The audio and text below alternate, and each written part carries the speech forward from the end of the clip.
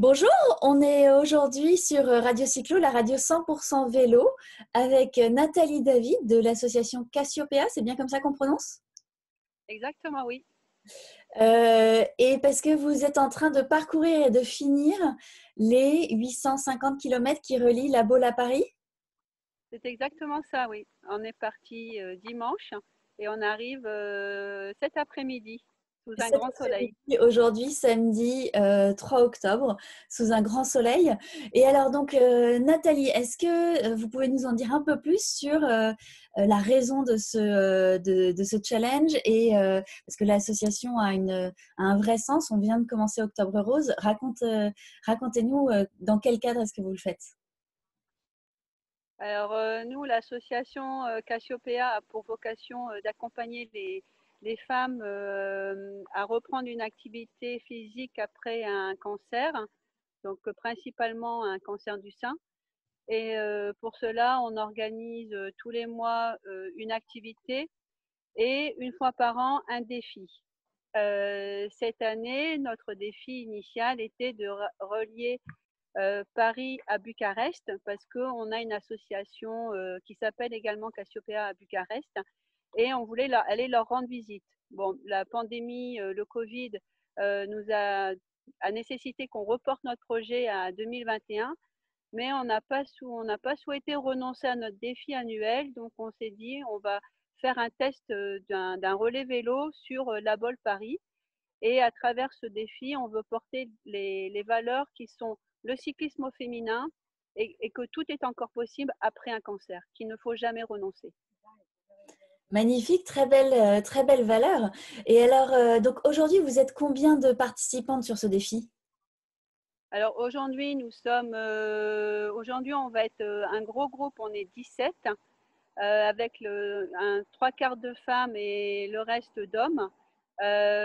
Donc on est une équipe mixte parce qu'on prône aussi la mixité dans notre association, même si la cible ce sont quand même les femmes. Donc voilà, un groupe de 17 aujourd'hui à l'arrivée à Paris. Fantastique. Et alors, 17 toutes qui sont passées par des cancers et qui sont aujourd'hui, qui ont utilisé le cyclisme et le sport pour avancer dans leur maladie, ou alors un certain nombre qui sont aussi des amis, de l'entourage de personnes ayant été touchées par cette maladie? Alors on a chez les femmes majoritairement des femmes qui ont été concernées par le cancer. Chez les hommes, on a aussi des hommes qui ont été concernés par le cancer, principalement le cancer de la prostate. Et après, on a des sympathisants parce que ils ont des amis très proches ou de la famille qui ont été concernés par le cancer. Alors, on Voilà, vient donc de voir arriver derrière toi quatre cyclistes. Est-ce que tu voilà. peux nous en dire un peu plus? Euh, Voilà, ça c'est notre équipe masculine qui vient d'arriver au ravitaillement. Et nous, on va prendre le relais dans le temps qu'ils se ravitaillent et nous, les filles, on prend le relais à la suite. Donc, du coup, vous faites des relais par équipe sur tous les Alors, trajets? ouais. Donc le matin, le premier relais est 100% masculin. Le second relais le premier relais du matin est 100% féminin. Le relais suivant est 100% masculin. Après, on fait un relais mixte et après, on refait un relais 100% féminin. D'accord. Et donc, du coup, ça fait environ, parce que du coup, le trajet, c'est environ 850 kilomètres. Vous avez fait du coup combien de kilomètres par jour en relais? À peu près 120 km par jour. 120 kilomètres par jour. Magnifique. Et donc Ouais, là, ouais. aujourd'hui, vous êtes en train d'arriver et je crois que vous êtes accueillis à Paris, du coup, à l'ambassade de Roumanie. Oui, exactement. On va être accueillis à l'ambassade de Roumanie, donc au pied de la Tour Eiffel, rue Saint-Dominique, parce que l'ambassadeur est très attaché à Cassiopéa, qu'il a connu avant son mandat d'ambassadeur à Bucarest, là où j'ai créé l'association Cassiopéa. Et le projet Paris-Bucarest lui plaisait énormément, donc il sait que ce n'est que reporté et pas annulé, donc il nous encourage en nous accueillant chez lui cet après-midi pour le défi de l'année prochaine. Magnifique, c'est un super bel accueil que d'arriver dans cette ambassade de Roumanie et un très beau clin d'œil au fait à votre défi de l'année prochaine. Oui, exactement, oui. Bon, Et Madame la ministre des Sports sera également là aujourd'hui. félicitations et fantastique. Et Ouais. Donc, beau gratin pour vous accueillir et pour défendre du coup le fait que le sport, même pendant un cancer, il faut continuer à faire du sport. Et je crois avoir lu des reportages de toi où tu disais qu'en fait, c'était hyper important parce que ça permettait de porter la personne pendant sa maladie. Exactement. Ça permet de porter la personne, ça permet de s'oxygéner, parce que quand on est en traitement, on est très enfermé entre les séances de chimiothérapie et les séances de radiothérapie. Moi, par exemple, quand j'allais en radiothérapie, j'avais l'impression que je me transformais en top.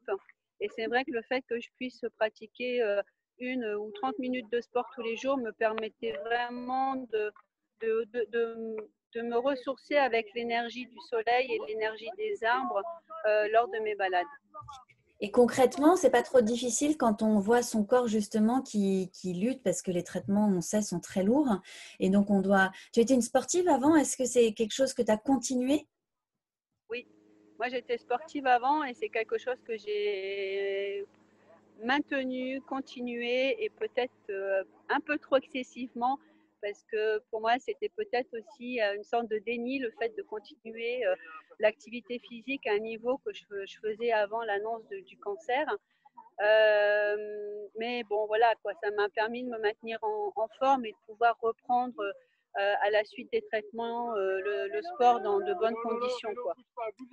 Félicitations parce que je pense que de passer ce message, c'est hyper important pour toutes ces femmes et tous ces hommes qui ont parfois des annonces terribles et qui ne savent pas par quelle boule prendre. Et je pense que c'est une très belle manière que de dire le sport peut vous aider parce qu'on sait combien le mental est essentiel dans ces périodes de vie.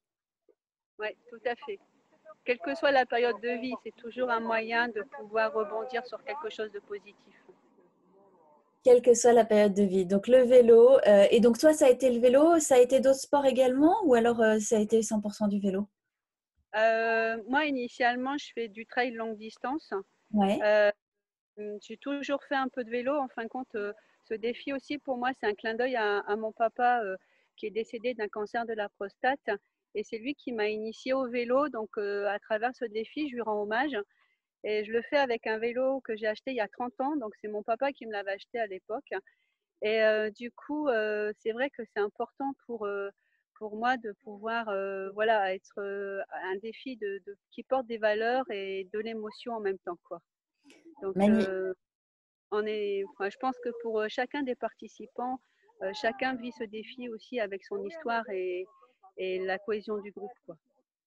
Très belle histoire et bravo pour cette association et pour toutes ces valeurs.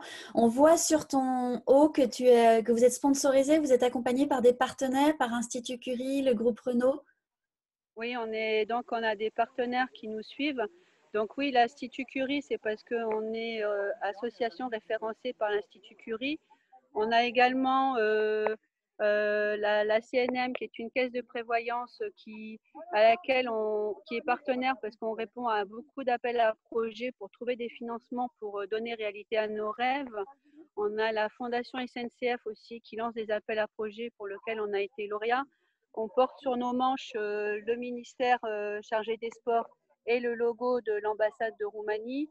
Et on est scotché sportivement par un club de cyclisme féminin professionnel qui est le Sprinter Club féminin qui est en National 2. Et on a également la Fédération française de cyclisme. Bravo pour ces nombreux partenaires qui vous accompagnent et vous portent et vous financent, je pense, en partie. Voilà, tout à fait, ouais. Bon, ben, Nathalie, bravo pour cette association et pour ce défi. Combien de kilomètres est-ce qu'il vous reste aujourd'hui?